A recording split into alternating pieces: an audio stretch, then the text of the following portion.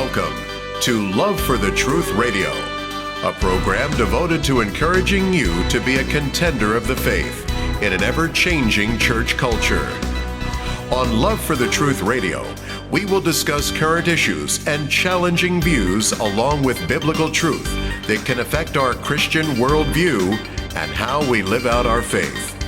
And now, here's your host, Cindy Hartline. Welcome to the program. Today we will be discussing the political, religious, ecumenical, and economical agendas that are connecting, supporting, and corporately advancing the one world faith and new world order. You're going to want to listen to this show to the end. Our guest today is KAH, author, researcher, international conference speaker, and founder and president of Hope for the World International Incorporated. Now, Gary is a former Europe and Middle East trade specialist for the Indiana state government. And while he was in that position, he traveled extensively overseas, working closely with the economic staff at American embassies on trade-related projects. And during that time, he learned of efforts underway to establish a one-world political, financial system leading to a one world order. He also discovered that there was a religious motivation connected with these endeavors. And in 1985, after beginning to speak out against world government and the New Age movement, Gary was issued an ultimatum by an administration superior to either keep quiet about this new world order or else resign his position. Gary made a decision to resign and has appeared on over 1,000 radio and television talk shows, sharing his testimony, message, and research with audiences throughout the U.S. and internationally, reaching an estimated 40 to 50 million people worldwide. Gary has authored 2 best-selling books detailing his experiences and explaining the goals of the One World Interfaith movement. His books, En Route to Global Occupation, sold over 250,000 copies. And The New World Religion. We will tell you how to get copies of the books at the end of the program. Gary is happily married to his wife, Audrey, and they have 4 beautiful children. Welcome, KAH. It's a pleasure to have you with us today on Love for the Truth. Well, it's good to be on the program with you, Cindy. Thank you so much for having me. Gary, we've been listening to you for years, and I know that your information is very pertinent to the times that we're living in right now. We're going to jump right in. Gary, you said that conflict in the Middle East and the environment are the focuses which will advance the New World Order in 2015 with the support of interfaithism. I'd like to address these topics on the program as well as security developments. I believe to understand the biblical timeline prophetically, we need to keep our eyes on Israel and how the nations relate to her. The mainline media doesn't always cover what Israel is facing through various political and religious forces. We know that Netanyahu won the election for Israel's prime minister. In your opinion, Gary, is that a good sign for Israel right now? Well, it is. It showed me that a majority of Israelis are still concerned about their security, and they want to have a strong defense. They're being pressured heavily by the rest of the world, especially the Obama administration. And I think in the end that might have tipped the scales because last August, when Israel was at war with Hamas, there was a lot of heavy-handed pressuring by the Obama administration behind the scenes, and even a lot of the liberals in Israel reacted negatively to that. They couldn't believe how they were being thrown under the bus, and that really never made the international media. There were a few reports here and there. Fox covered that some. But Obama really mistreated Israel. In fact, Netanyahu had to stop that war a few weeks before he wanted to. They still had some work to do, some tunnels to blow up. But because of all the arm twisting, they had to stop early. And I think all of that ended up, in the end, playing in his favor because Israel realizes that it is under the gun. And yes. Israel doesn't want to be isolated from the rest of the world, but they realize they have to be able to survive surrounded by hostile forces. Mm-hmm. Yeah, and the U.S. is not really acting like an ally. I mean, it's obvious to Israel. The Obama administration seems to have an agenda to destabilize and weaken her. And in your opinion, where does Obama particularly stand with Benjamin Netanyahu in Israel? I mean, we're seeing some of that fruit right now, but if you have any more information, that would be great to share. Well, simply put, he detests Israel, and he hates its prime minister. There's no secret about the fact that he and Netanyahu have not gotten along pretty much from day one. Right. And that's because, again, he's been using a very heavy-handed approach. He wants Netanyahu to sign an agreement that would put the borders of Israel back to 1967 or before. And if Israel did that, in its narrowest point, it would only be about 10 miles wide. I mean, there's no way it could defend itself. Right. If we as a country were put in a similar situation, hopefully we wouldn't be so foolish as to go along with that type of an agreement. And but Obama wants that type of an agreement. He wants to be able to take credit for it, and Netanyahu has stood in the way. And so it's a real obstacle for this administration, and I think we're going to continue to see that friction between these two individuals. Mm-hmm. Yeah, and to think that Israel is like the size of New Jersey, I can't imagine losing any more ground at that point. And again, I mean, we are up against, I believe, spiritual forces in all of this as well to destabilize and weaken Israel, and I guess that's the way that Obama wants to do it. But it's a real shame that we are not the allies that we used to be to Israel. But then again, the Bible talks about, that all nations would come against Israel. I know that you had mentioned in our previous conversation that there are numerous conflicts happening in the Middle East right now. Which conflicts in particular should we pay attention to? Or which ones are advancing? Again, I want to focus on the New World Order. Which ones are advancing the New World Order? Well, they're all leading to further destabilization. And again, not to constantly beat up on Obama, but he did not listen and take the advice of at least 5 different generals that told him not to pull all of our troops out of Iraq as quickly as he did. And it created this vacuum. And now we have ISIS there. We also have Iran coming in, filling that vacuum with the Shiites in Iraq. And so, simply put, it's a huge mess. It's a huge mess. Much of what any good that the U.S. troops did while they were over there has been undone because of this. In fact, ISIS is using our weapons that they've captured from the Iraqi military. And so that's, of course, a huge concern. But I was just over in Israel actually a few weeks ago, and we were up at the border, a quarter of a mile from the border with Lebanon, looking over. We could actually see the street where 2 Israeli soldiers were killed just 12 days prior to our being there by Hezbollah forces shooting over from southern Lebanon, and perhaps some rockets also fell from Syria, as I remember. It's a very unstable area.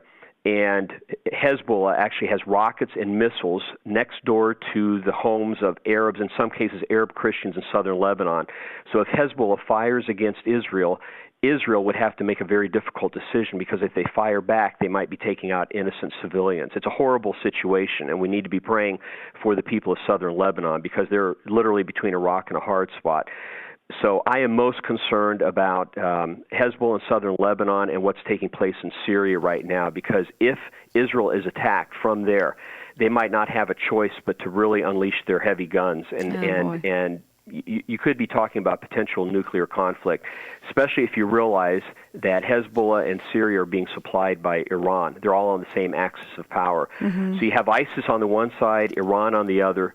Neither are good. As Benjamin Netanyahu said a couple of weeks ago, the enemy of my enemy is my enemy. Goodness. There's, if we side with Iran, we're going to help them empower themselves. If we heaven forbid, side with ISIS, we're going to help them out. Both of them are bad. Ultimately, they might work together to try to destroy Israel, because that's the one thing they have in common is a common hatred for Israel and wanting to see its annihilation. So not a good situation over there right now. No, it's not. And you know what? It just seems like biblically we're seeing prophecy come to fruition at this point. We're actually seeing it before our eyes. We are. And I would just add this. Right now, Egypt, under President al-Sisi, is still somewhat friendly toward Israel, and the same can be said for the King of Jordan. But apart from those two countries, Israel is completely surrounded. It was not like that a few years ago, but it is a very dangerous situation, and it could change in a moment. We could go a few more years like this, or something could happen next month. It's just a very precarious situation. And, I think I'm really concerned with America, to be honest with you, because of the God's judgment. I know we didn't talk too much about that, but I'm very concerned with where we're the position that we're putting ourselves in right now, coming against Israel in the way that we are coming against them. I know that I completely agree with you. Oh, yes. yeah, and I think we're just like teetering on this judgment thing. What's God going to do next? Because we're coming against His plan here, and I think every Christian out there would agree with that. And then we're dealing now with Iran's nuclear program. Obviously, it plays a huge part in a global relationship to Israel. And like you had said, and especially with Iran's efforts to wipe Israel off the map, we've heard that several times. What are some of the developments or meanings concerning Iran's nuclear program, and how do these concerns advance the New World Order? Well, Secretary of State Kerry is in meetings almost daily right now. They're pushing this deadline that is coming up in just a few days, wanting to achieve some type of an agreement with Iran. My understanding is that the latest that they want this agreement signed is sometime in May, but the end date, the target date set for the negotiations was the end of March. And so that being the case, the administration is pulling out all the stops, trying to put pressure on various members of Congress to publicly endorse this and support it.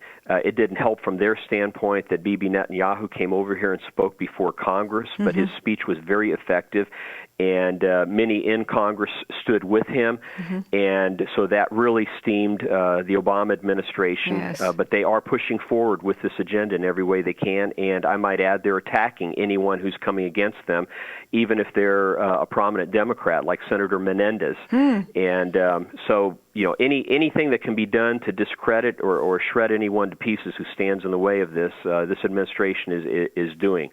I've never seen anything quite like this. I mean, it's just nasty right now. And I mean, Washington politics have been confrontational for a long time, but right now it's just it's nasty. And I think Obama wants to have some kind of legacy by getting this agreement signed, but in doing so, it will help Iran to achieve a nuclear bomb within a few years, and they can do so legally. And I guarantee you, behind the scenes, they're still going to be doing things illegally to speed up the process. Yes. And I believe they could be within 1 to 2 years of having a nuclear weapon, at most. The only reason they don't have it yet is because of some steps that Israel has taken over the years to try to shut down or slow down various aspects of their nuclear program. They have now gone underground. Some of their underground labs, they're so deep that the best Israeli bombs cannot take them out any longer. And Netanyahu understands that, and that's why the clock is ticking here, and he has a sense of urgency about it. The closer we come to a major crisis in the Middle East, and possibly even having a nuclear confrontation, it does play into the hands of the New World Order crowd, because ultimately they're going to argue we have to have a world government to bring about permanent, lasting world peace. Otherwise, we're going to destroy ourselves. Right. So that's where all of this is headed. We're seeing the stage set with that. There's a lot of people that don't know much about New Jersey Senator Menendez. I was wondering if you can just give us a little bit of what's going on, what transpired there between him and... He's a senior member of the Senate Foreign Relations Committee. He has been very outspoken against Obama on certain matters of defense, and he has felt comfortable in that position because he strongly disagrees with Obama for moral reasons, and I think he's trying to stand his ground. So now the administration is trying to say that he has received money from certain companies, and that he is favoring them through his position in the Senate, and so on and so forth. Before that, they accused him of certain acts with prostitutes in a Latin American country, but that's been discredited since. So they're simply saying things to try to bring him down. We're with Gary KAH. We'll be right back after the break. If you're a first-time listener, you'll find that on Love for the Truth Radio, we discuss news and views through a biblical worldview. We believe that the Bible is the inherent Word of God and the absolute truth that should be applied to every aspect of life. We don't proclaim to have a cap on the truth, but we do have a love for biblical truth. So please take everything you hear on this radio show to study and prayer. And thank you for listening to Love for the Truth Radio. If you just tuned in with us is Gary KAH, former Europe and Middle East trade specialist for the Indiana state government, sharing his knowledge of the current global events and efforts establishing a new world order. To get more information, you can go on to Gary KAH's website. That's Gary KAH, KAH.org. Gary KAH, KAH.org. Gary, we know that religion plays a huge part in the establishment of a one world government. And interesting enough, I've heard you say that, quote, terrorism supports a push towards a one world faith in the name of peace. What part does ISIS and other terrorist groups play in the staging of this one world faith? Well, there's no reason really for a world government to be formed in the minds of the population of the world, under normal circumstances. Why give up the status quo? If everything's going well, why change it? Mm-hmm. And so there has to be a reason for world government, and terrorism is helping to create that reason. If people believe we're on the threshold of a nuclear war, and heaven forbid if one nuclear bomb even fell, imagine how the world would react today, whether an act of terror or in response to terror or war. It would be huge. It would change the entire mindset. And I think ISIS and the fear factor that it's creating and the gruesome acts that it's carrying out, it's putting a lot of fear in people. And I think ultimately, if this is taken far enough and goes on long enough, it will bring humanity to the point where most people will throw their hands up in the air and say, hey, we just want world peace. We just want to be able to live in peace. Stop this however you can. And that will set the stage for some type of international agreement and the establishment of a global system of government. And it should be explained that we are already in a limited form of world government through the United Nations. The UN exists for the purpose of being a world government. It simply doesn't have all the power yet that it wants, and it's been rather ineffective on a lot of fronts. But that could change with the major world crisis. And as I said, we're heading in that direction. But also I want to add in, from a religious standpoint, when you have Muslims fighting Jews and Christians, and, you cannot take religion out of the picture. What is taking place in the Middle East right now within radical Islam is getting a lot of support. I mean, in some countries in northern Africa, over a third of the Muslims there support the efforts of ISIS or the Muslim Brotherhood or Hamas. In some cases, it's even higher than that. And governments are now falling as a result of this. So this is a religious battle being waged as well, and the motivation behind it ultimately is about religion. Yes. If we read the Bible, we understand that ultimately Satan would like to rule over the world. He would like to have his moment of glory, and he's pushing us in that direction. Yes. And I believe that will be made possible eventually for a short period of time as a result of world government. So the politics, the religious aspect of this, and all the other aspects tie together. Yeah, I could see that. I mean, if you look all in history too, you look back, a lot of the wars have been based on faith. Not faith, on religion. That's right. They have been. So, what are some of the other developments going on in the ecumenical interfaith camp? I mean, we know that ISIS terrorism now plays a part, but in reference to what other developments in reference to pushing the one world faith forward? Well, yeah, in order to have a global system of government, which is the ultimate goal, you're going to have some semblance of unity among the world's religions, if not an actual single world type of synthetic religion. And so there are people who are pushing this concept. Tony Blair is one of them. I heard him in a television interview a number of years ago say that he was dedicating the rest of his life to unifying the world's religions, and he felt that this is the most important thing that he can do with his life. And toward that end, he founded the Tony Blair Faith Foundation, which is really an interfaith foundation promoting, again, the unity of the world's religions.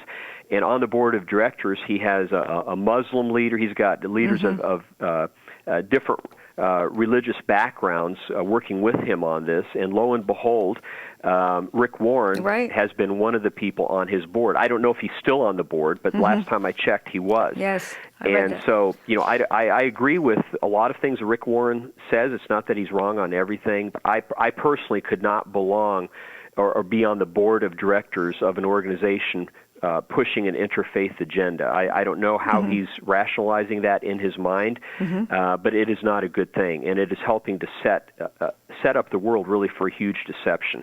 Then you also have the emergent church movement that has grown in numbers. You've had the Brian McLarens and Rob Bells out there teaching all kinds of unbelievable doctrine. Rob Bell, of course, saying basically that there is no hell, that nobody will go to hell. And Brian McLaren has been pushing the Chrislamic movement. And then you have the World Council of Churches meetings that for the last few years, once a year, they've been meeting in Rome.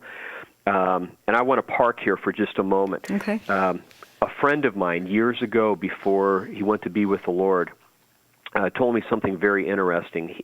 He had been a 33rd degree Freemason before accepting Christ and getting out of that and actually going into the ministry. He ended up becoming a Baptist pastor. Oh, boy. And he said one of the things he learned while he was still in Freemasonry was that the World Council of Churches was strongly influenced by Freemasonry. Wow. In fact, he referred to it as being a branch organization of sorts, at least symbolically, of Freemasonry. And the interesting thing is now you have this organization more and more, and the denominations who are members of that organization are pushing for unity with Roman Catholicism and the Vatican. And so we are not far away from having a type of artificial false unity, is what I call it, within Christian circles, which then paves the way for the next step, which is unity with other religions. And so this agenda has been in the making for a long time. Some of the first meetings were held in the late 1800s. And then with the establishment of the World Council of Churches after World War II, and by the way, it has been funded over the years in a significant way by the Rockefeller Foundation and other major one world institutions, which helps to shed some light on perhaps the ultimate goals of that organization. But they have made a lot of progress in the direction of religious unity, and that is part of this agenda. And then you have the Vatican itself, the current Pope, who also has quite an interfaith push with other religions. And he, as well as John Paul II, a couple of popes ago, are in regular communication with the Dalai Lama, the symbolic leader of Buddhism. Oh, I didn't know that. And John Paul was actually very close friends with him, and they met on a regular basis. And so really, much of this at the Vatican goes back in a public kind of way to 1986, and behind the scenes even further back than that. It was back in 1986 that Pope John Paul had an interfaith meeting of about 200 religious leaders representing the major religions of the world. That meeting was held in Assisi, Italy, and that really launched the current push of trying to unite the world's religions, especially around the Vatican. That is where a big part of this push is coming from. And so I say that in love because my Catholic friends need to be aware of that. And again, I also talk about what's going on in Protestant circles, namely through the World Council of Churches. They're pushing in the same direction. So this is taking place now within the mainline Protestant denominations as well as within the Vatican, and we need to be aware of it. We're just seeing this clear across the board, you know. And then you look at Chrislam on the rise, bringing Christianity with Islam. You know, I know that Rick Warren had something to do with that. The same people almost across the board that are pushing this agenda are also pushing for a two-state solution in Israel and are really doing everything they can to put the pressure on Israel. In fact, this is crazy, but Obama's been getting letters from certain so-called Christian organizations and individuals urging him to put pressure on Israel and to side with the Palestinians over there. I mean, it's to me, it's almost unbelievable when you understand what's really taking place over there and look at the history of the situation. So Israel is having more and more adversaries in the United States that are speaking in the name of Christ on this issue against them. And that's a real concern to me, is seeing the rise really in anti-Semitism that is taking place now in the U.S. It's huge. It's huge. And, I was saying the same thing. It just seems like we're seeing more of the Antichrist spirit coming through the church. And, through our ministry, we put out the warnings here, what's happening inside the church, because we basically speak to the church. But we're seeing a lot of that today. You have Chrislam going on, the emergent church, like you said. We have, the Pope pushing towards a liberal kind of unity. And, we're seeing this in circles, too. And I just wanted to address this, in the church, within the church, where you're seeing this, let's put our doctrine aside and all get along kind of mentality in the name of peace and love. And yet we're seeing a false unity because of it. And that just seems to be what's on the rise right now. But you know what? Beware, folks, because this is the interfaithism that we're talking about that's going to lead to a one-world faith and then eventually to support, not eventually, but ongoing to support the one world order.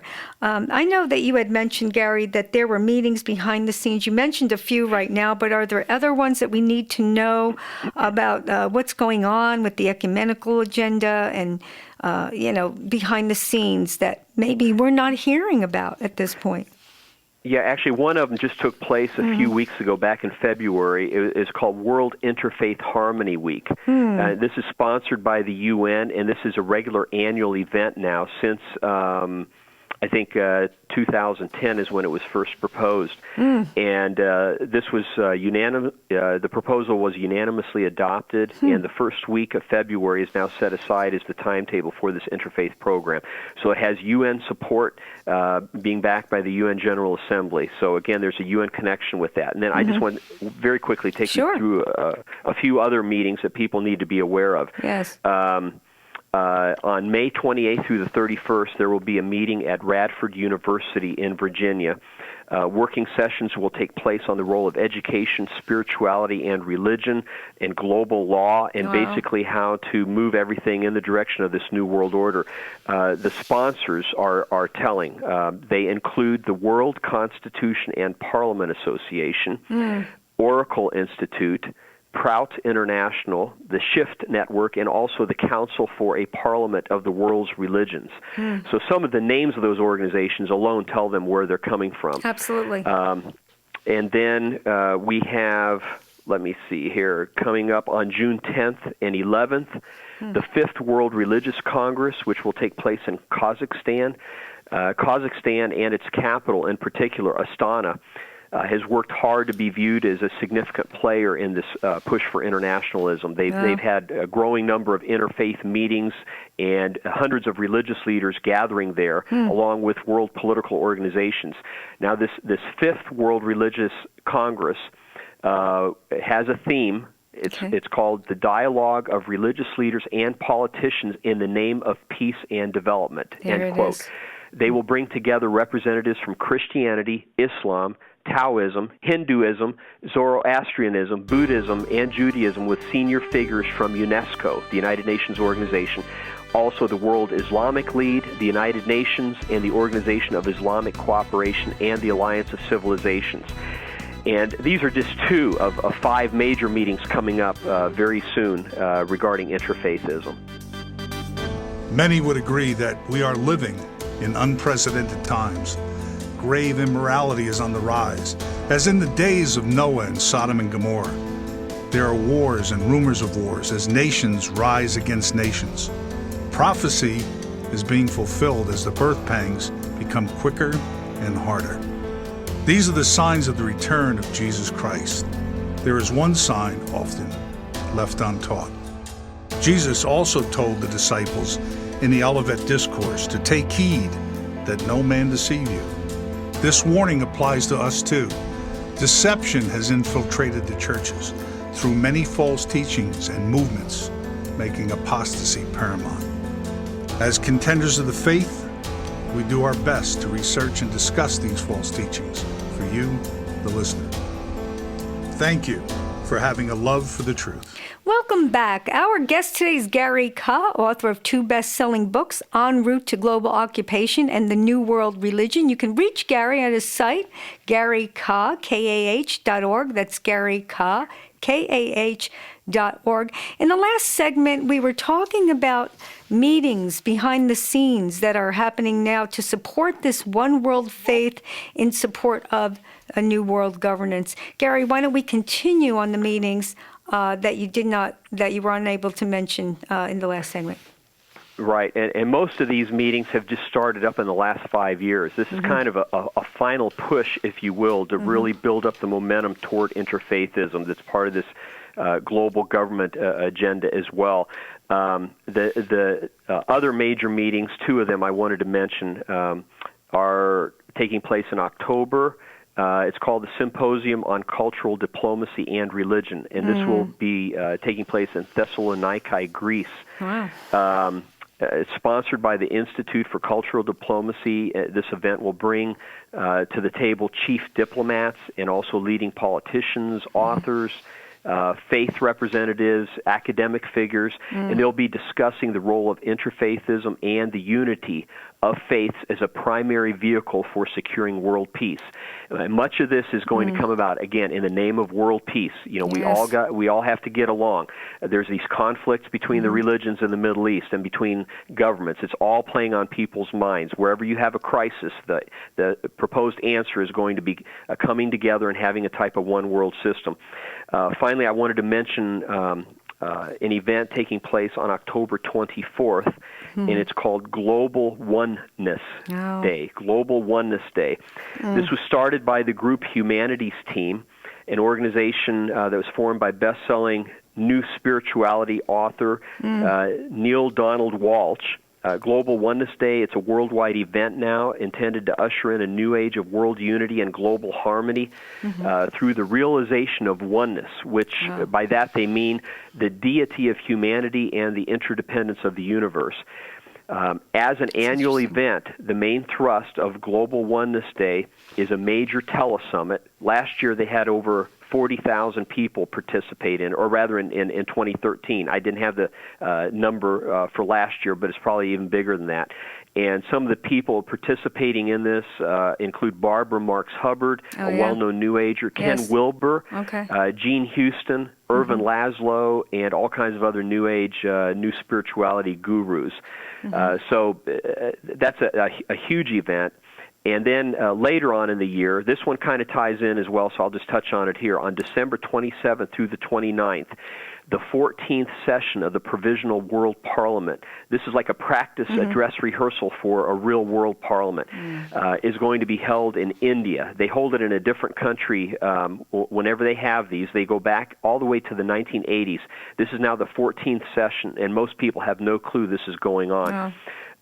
According to the World Constitution Parliament Association's literature, this is a quote, they say, "Today's world situation calls for a world parliament to continually build the body of world law, modeling for the rest of the world the way human problems are properly addressed.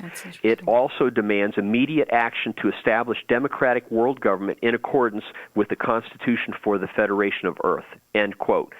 And the people involved in this, most of them are coming from a heavily religious standpoint, very New Age, many of them involved in occultic and Eastern mystical viewpoints. And again, they're pushing for world government. I just wanted to read that quote so that people understand I'm not making this stuff up. Right.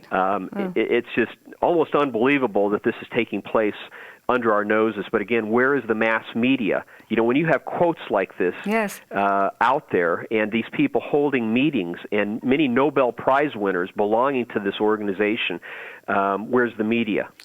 You know, they're simply not covering it for whatever reason. I think they don't want to cover religion because of the whole, like we were talking about, the terrorism and everything that goes along with it. Seems like it's just setting the stage for let's not talk about specific religion. But what really cracks me up, though, is like this is all New Age stuff, the new spirituality, deity of harmony. global oneness. All right, so it seems like we're just taking all of the religions, putting them in a melting pot, and now becoming this this New Age type of religion. I like to see how they're going to put that off, though. I mean, pull that off, rather. I just can't imagine. Now we're talking about Islam, we're talking about all the different religions. But I'll tell you what, we are moving in that direction. We have to open up our eyes and know that there is a new spirituality coming. Well, actually, it's here. We talked to Ray Youngin was on our show. He talked about everything that's coming through the church, all the cults, the occults that we are now being involved with right now. So, wow, it really is hard to believe that we're here. It's moving quicker and faster. The birth pangs are getting harder, quicker, and our heads are spinning at this point, but we need to open our eyes and think about, and our minds, and think about what's going on. Let's move on to the environmental agendas, Gary, because, they have a lot to do with this too. I think a lot of people understand it, but, it's interesting. You talked about the earth.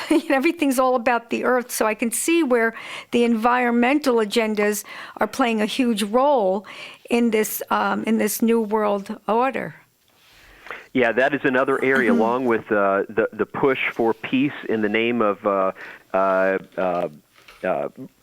saving us from ourselves. Right. And I think with the wars going on in the Middle East, that's beginning to play in people's minds.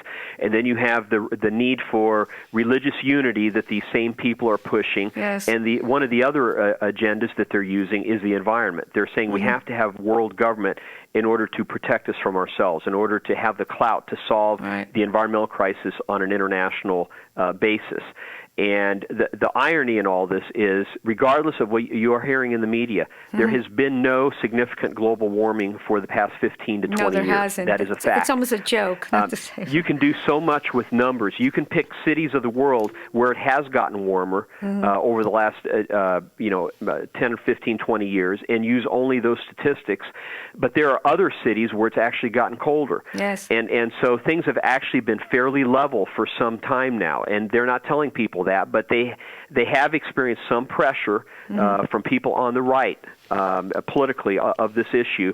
And so, of course, now they're calling it climate change because they can't really support global warming anymore. Right.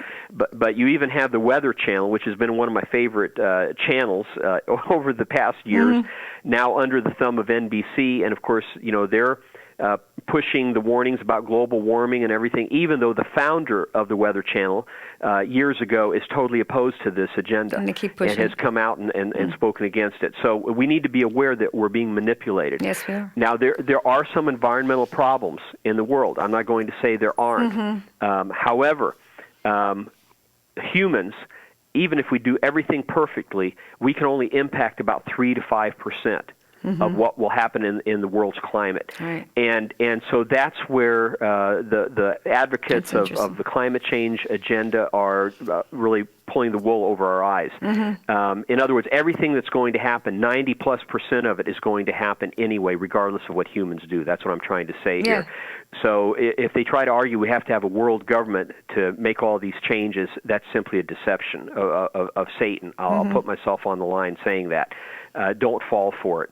Right. There are also, many of these organizations are tying religion into this.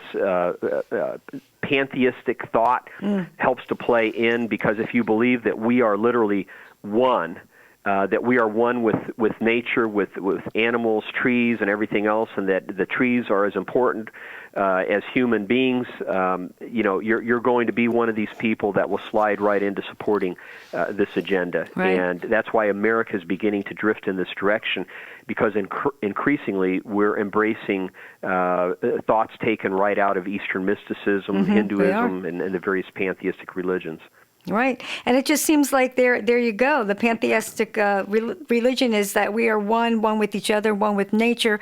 So I guess that's the way that we're being pushed right now, is to be one. And we got the postmodern thought that says your truth is my truth. Let's all get along, put our doctrines aside. So we're seeing the setup. We've seen the setup for years and years. Can we just touch a little bit on the Earth Charter? I mean, I heard a little bit about this. I don't know if it's pertinent for right now, but Gary, if we can just touch a little bit on how that's set up. The Earth Charter was really formulated by Mikhail Gorbachev, Stephen Rockefeller, and even Prince Charles had some input in this, along with Maurice Strong, There are about 5 or 6 people that were responsible for helping to pull that together, and it really grew out of the Rio de Janeiro Earth Summit back in the early 1990s, which really launched this push. And so it's really nothing new. It's been out there for a while, but many of the hyper-environmentalists see that as their kind of marching orders document, if you will. And I think we're going to see a more public push on that front later this year. In fact, in our newsletter, we each year in our winter issue, we publish a global calendar of events that really lay bare all of the different events being planned for the year to push this one world agenda.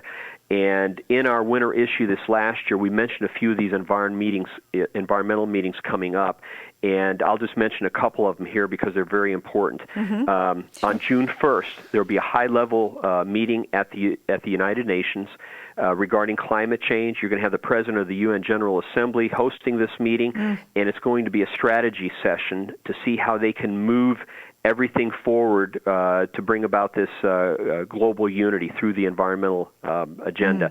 Then on July 7th through the 10th, UNESCO will be sponsoring a meeting in Paris, France. And by the way, UNESCO, which is a UN agency, probably the most powerful one of the UN agencies, they are still headquartered in Paris, and they're calling the shots from there. A lot of people are not aware of this. I wasn't. But they are, they're going to be hosting also a meeting pushing this agenda along. And all of this is moving toward an effort to ratify a new United Nations climate change agreement later this year between November 30th and December 11th, and that meeting will also be taking place in Paris, France. And at that time, you're going to have negotiators from all around the world. They're going to be really pushing this through the media. This will probably get a lot of media coverage. And the goal is to come up with a new climate change agreement that will replace the Kyoto Protocol now that it has expired. And look for President Obama to be pushing this in a major way. And if it goes through, what you will have is the beginning of an international legal structure that's going to be enforcing this in our individual countries. So it's very important that the United States not go along with this, because we will be surrendering various aspects of our constitutional republic to an international governing authority if we sign on to this, because they will have enforcement capabilities that come with this if the United States agrees to it. Right, and like you said, Obama's going to be all for it. Boy, we have a lot of praying to do to hold. I don't know. We're in a very hard situation right now. Having a president that we have. Boy, and I was thinking too, when you talked about the Earth Summit, that's where Agenda 21 was born, wasn't it? Wasn't it at that meeting? Yeah, most of your environmental programs of today were either envisioned or birthed as a result of that meeting. And, they've made a lot of progress from their standpoint, but they still haven't gotten the real teeth, the legal teeth and authority that they're after. And the big push for that is coming later this year. And again, it's to come at a climax between November 30th and December 11th. So we'll have to keep our eyes on that. We'll be right back with Gary KAH. Stay tuned.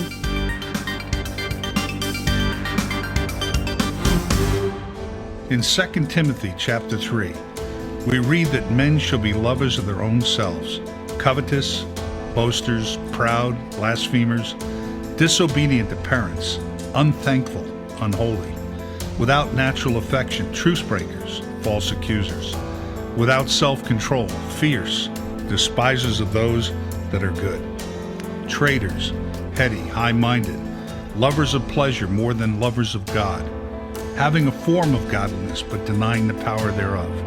From such turn away. They will be ever learning and never able to come to the knowledge of the truth. Thank you for having a love for the truth. Our guest today is Gary KAH, author, researcher, conference speaker, and founder and president of Hope for the World International Incorporated. In this segment, we will be wrapping up the program with security developments that set the stage for sovereign governance. Gary, I've heard you say that we are one crisis away from a global government. I know that the U.S. has been teetering on the edge of an economical collapse for some time. People have been afraid of this, fearful of of it. I think all of us are on the edge of our seats, not knowing when or what to do to protect ourselves. We know that our debt is too huge to ever pay back. Some say that the American dollar is doing great right now. Some say that we're very, very close to an economical collapse. Some say even in the fall. What do you think? What are the economical developments that we need to pay close attention to, especially when it comes to the American dollar? Well, right now, for the moment, the dollar is very strong. Okay. And good. I believe that's because it's being propped up by the artificially low oil prices, which that's a whole other story in itself. And also the very low interest rates. That is helping in the short term. Okay. However, there are other things playing behind the scenes that could be brought to the forefront very quickly. So it's one of those situations that could change, overnight almost. All these terrorist activities that have been taking place in the Middle East, overseas. I know I'm somewhat surprised it hasn't happened here yet on a major scale, but I believe that time is coming. Yes. If we start having a regular wave of acts of terror over here, especially a large act of terror like 9/11 or something even bigger, or if the United States is attacked by a foreign enemy, that would all change very quickly. And something that has been taking place the last few weeks that most people absolutely have no clue about, Putin, who was gone for the better part of 2 weeks and nobody knew where he was. Right. And I'm not claiming I do know for sure where he was, but it's interesting. During that period of time that he was gone, Russia's military in the Arctic did a major maneuver involving 40,000 troops. And I believe it was intended to send a signal to the Baltic nations, but also they are now, those troops, the Russian troops, are now on full alert. Oh, boy. And this has not happened any time in recent history. They are on full alert as of the last 2 weeks. Now, in addition to that, beginning last October, November, Russian ships began moving into positions in the Atlantic and the Pacific and the Gulf of Mexico, all around the United States. The United States right now, at this very moment, is surrounded by dozens of major Russian naval vessels, some of them nuclear submarines as well. And so, I want to be careful with this. I don't want to use it as a scare tactic, but yet this is the reality. This is what is taking place. So could it be that Russia will seize the moment if something happens in this country, like an act of terror or civil unrest or whatever, and launch some kind of major attack? You cannot rule that out, especially when you consider that Putin and Russia feel that they've been backed into a corner because of the low oil prices, which I believe are being manipulated on purpose, probably between Saudi Arabia and the United States. Russia, their flow of cash has been cut in half as far as the government is concerned. They were using their oil revenues to fund a lot of what the government was doing, and so the people are really feeling the pinch over there. And, in fact, I was in Latvia for a meeting in October, and the people there, who are very friendly to the U.S., they were really feeling the economic pinch already at that time because about half of their trade is with Russia, and therefore their exports had gone way down, and they were already experiencing layoffs and the likes. And Russia's economy is strongly being affected by the low oil prices, number one. And so as a result, the way Putin is couching all of this to his people in Russia, he's got about 80 to 90% of the Russian people behind him right now because they feel he's standing up to the West and isn't allowing himself to be pushed around. So he's very popular in Russia right now. And then also with the Ukraine situation, they had a pact with Crimea to be able to have a military base in Crimea on the Baltic Sea, much like the U.S. has in Germany and Japan, where we have bases. Well, when Ukraine openly went with NATO and also overthrew the president of Ukraine at the time, who was very friendly toward Russia, they felt that was a step of aggression toward them. So regardless of where you stand on all this politically, I'm just saying from the Russian viewpoint, the way they're viewing this and the way it's being presented to the public, they're almost on the brink of a war against the West. I mean, the West is doing everything they can to shut Russia down, and so Russia has a right in their minds to retaliate. And so once you understand all of this, you realize it's not too far-fetched to see Russia possibly making a move militarily against the United States if the conditions are just right. And so I just wanted to throw that out there. So, even though the dollar is strong right now and the U.S. Looks powerful in certain ways because of the dollar, that could change overnight. I could see that. So, and why isn't the media covering this? I mean, we're surrounded by ships, and we don't really know about this. I saw about a 30-second segment on CNN back in late fall. Fox mentioned it in a little bit more detail, I believe, once. And then in the last couple of weeks, some of the tickers that will, go across the bottom of your screen mentioned the fact that Russia had this military exercise involving 40,000 troops and that they were put on full alert. But that's it. No commentary on it. I'm surprised. Whatever. I think part of it could be that some of the people, even within Fox, they don't want to come across as in a way that they're viewed as being sensational on this. Right.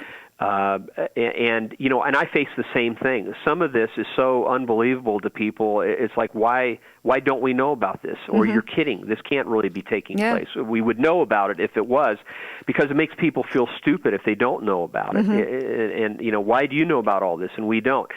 So there's all different kinds of angles to this, and you do your best to present the truth in a level-headed fashion, and then the chips have to fall wherever they may.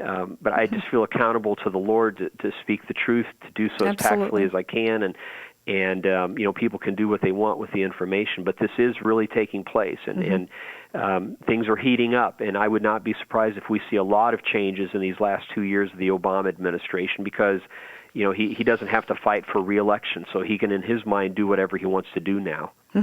I don't understand. We don't need to go there, but I really don't understand how this one man can get his way and nobody does anything about it. It's unbelievable to me. And I was thinking about that too with this oil situation. It seems like we're trying to, I don't know. It just seems like we're setting this up. We're trying to antagonize Putin, to make a statement, but we're putting ourselves in not a very good position as far as Yeah, it's almost as if he's being egged on. And if he's being given an excuse to act. Yes. And it almost seems as if our president, everything he's done in the Middle East, this is a bold statement, but it's true. Every single thing every decision that Obama has made regarding the Middle East since the beginning of the Arab Spring has served to further destabilize the Middle East. Absolutely. And, either he's incredibly naive, and it's hard for me to believe that, because I believe he's actually very smart. I do too. The other possibility is that he's brilliantly evil, and that he is leading us into chaos and in a crisis situation on every front. And this whole situation with Putin and the way the relationship between Russia and the United States has gone downhill, that may, for all I know, that may be by design, to put us into a crisis situation and to help take the United States down. It is a possibility. It's something. You have two things going on here. I feel like it is by design. I mean, I always did. That's my opinion. I'm not saying it is, but I've always felt that way. But then again, we do have, biblically, prophecy is being unfolded right before our eyes. So, just what we're seeing with the United States right now, I don't know. I just feel like we're going down. I mean, look at our Homeland Security. We know that it's under a FEMA structure that is now in the hands of Obama. And again, my question is, how secure are we? We've left our borders open. It was always like, aren't we being protected? Why aren't they doing anything about it? Well, it's because I feel like there's an agenda. That's just my opinion. No, you're right. And I have a friend who was in Homeland Security until 2 years ago in a key position. And he shared with me 2 years ago next month that right after Obama got reelected, the administration put out a type of contract to the key people in the Homeland Security network, including FEMA. And they were supposed to sign this contract, the different points in it, and agree with it. And my friend told me, he said, as a born-again Christian, there's no way I could sign that. There was absolutely no way. And so he resigned within a month or two, along with a lot of other people. And so what that did was, rather than Obama having to directly fire those individuals. They voluntarily left because they couldn't go along with it. And so now he's got a downline in that structure that will pretty much obey his commands. I mean, there might be a few renegades in there that take a stand if they see something unconstitutional going on, but I think for the most part, he would have the authority literally of a dictator in a martial law type of situation. So when you see the potential for civil unrest, it keeps coming up over Ferguson and other issues that happen. If you couple that with a potential economic crisis or acts of terror, it's not too difficult to imagine a situation where martial law is declared sometime in the next couple of years, and then all bets are off. And so I am as concerned about what is taking place within the country through manipulation and deception as what could happen from outside the country. But an attack from outside of the country could be used to generate a situation that would then lead to martial law and something far worse. Yeah, and I've been thinking that too. We've had our conversations, but I could see martial law happening very easily to see, seeing what's going on right now. I have to ask this question, Gary: is America looking like Germany? I just feel like the stage is being set for that. And particularly, I know worldwide it is, the stage is being set for a sovereign governance, but what's your opinion as far as America being basically the main nation that has to be dealt with in order to, make this thing happen worldwide? Without the United States throwing its hat into the ring, there can be no true world government. And so the irony is the U.S. has done as much as any country through our various organizations to really put the pieces in place for a new world order, yet at the same time, it has a higher percentage of its population who is opposed to this than maybe any other country in the world other than Israel. And so that's a real dilemma for the globalists, is how do they turn the corner? How do they get America into this new world order that they have helped to build through our international banks, our satellite technology, our infrastructure around the world? I mean, the United States, our culture has affected the entire world.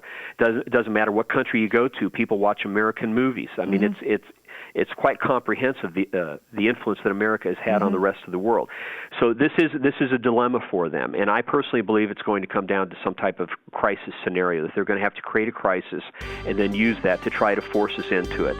And I know we're almost out of time, but I would encourage people to go to our website, GaryKAH.org, and get our newsletter. We put a lot of this information out on a regular basis through a 20-page news publication we do quarterly, and you'll get information, a lot of it, that you won't get anywhere else. And I hope that people just take the information and run with it. It's a time to be discerning. We have to be informed to be able to make wise decisions in these times. I want to personally thank you for listening to Love for the Truth Radio.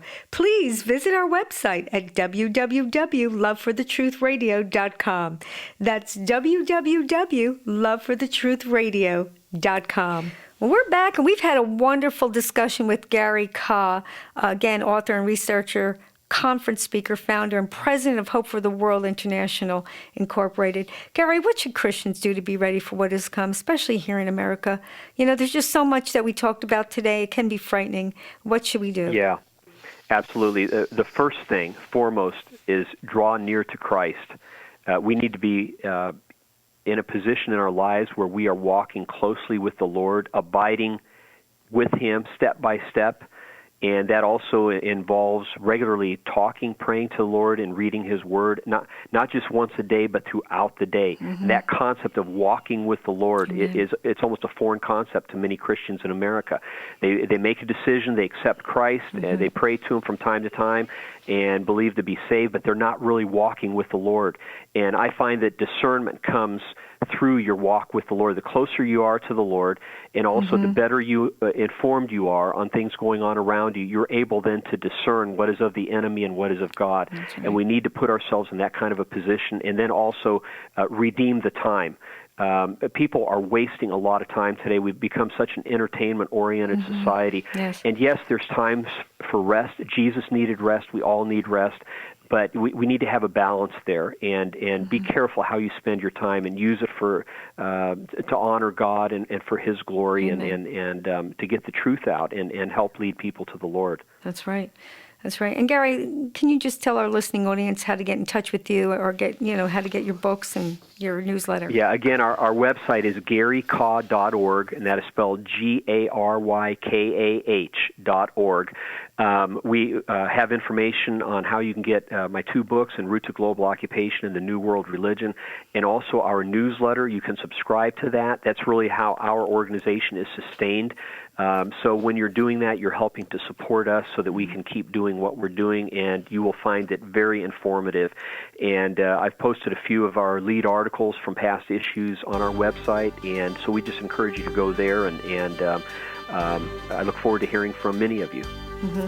Gary, it's been just so wonderful to have you with us today. Thank you very much. Thank you, listening audience. See you next week on Love for the Truth Radio.